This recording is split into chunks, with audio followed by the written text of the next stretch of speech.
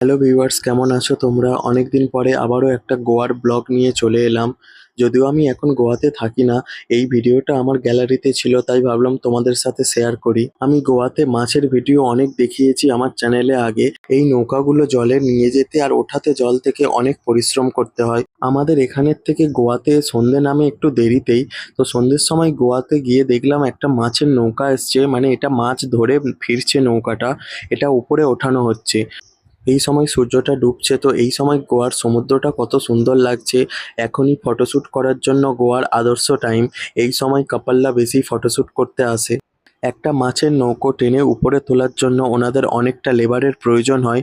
ওনাদের কাছে এরকম বড় বড় কাঠের টুকরো থাকে যেগুলো দড়ি দিয়ে বাঁধা থাকে। এবারে নৌকাটা ওপরের দিকে টানছে আর কাঠের টুকরোগুলো নিচে দিচ্ছে, এর উপরে দিয়েই নৌকাটা ওপরে উঠে আসবে।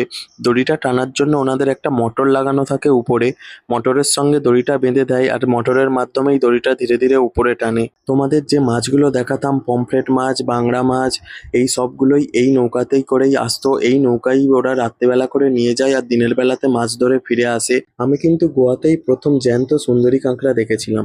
আমাদের এদিকেও সুন্দরী কাঁকড়া বাজারে পাওয়া যায়, কিন্তু সেগুলো জ্যান্ত নয়, সেগুলো মরা কাঁকড়া পাওয়া যায়।